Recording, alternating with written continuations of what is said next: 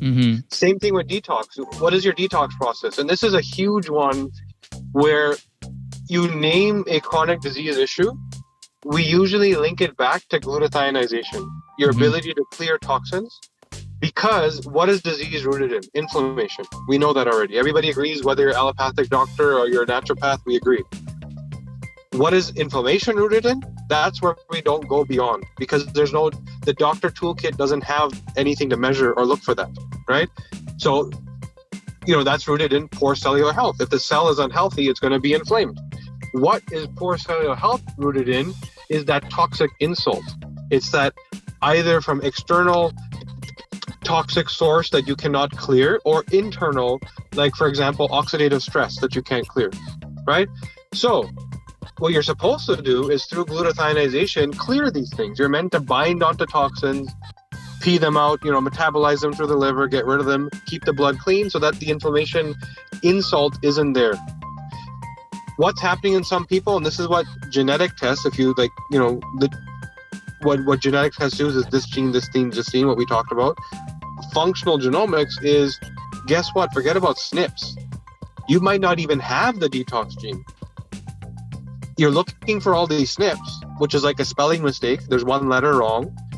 There's something called a copy number variation. You literally didn't even get the gene. Or you could have an extra copy. Mm-hmm. Imagine if that gene is instructing the glutathionization process, right?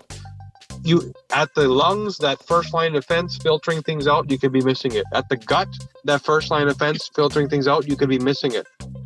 Now, what is the typical logical solution to I don't have enough glutathione or I'm not glutathionizing properly? Give me more glutathione. You would think that makes sense. If I don't have the genetic instruction telling glutathione what to do, what is it going to do? Yeah, it might help me clear some toxins, but it's also going to bind on to all my minerals, all my nutrients, right? It's going to go crazy because it doesn't know what to do. Mm-hmm. And this is where we've actually had people that were, and I would argue to support the people that gave it to them because it makes logical sense. Glutathione IV, right? Because they have heavy metal counts and all these things that point to lack of detox.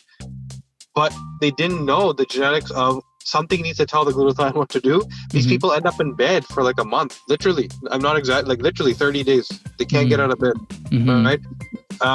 So that's just another nuance, and you'd be surprised what high percentage of people. I'm not talking about a 1 or 2%.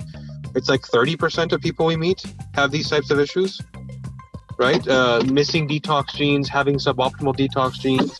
It goes on and on for, it's like 30% plus is what we see.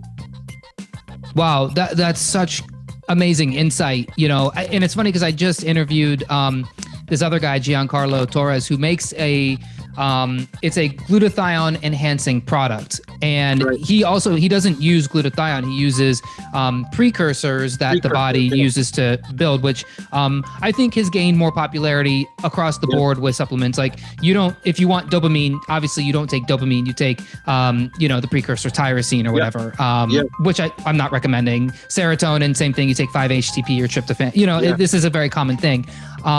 But this is the interesting thing that you just said.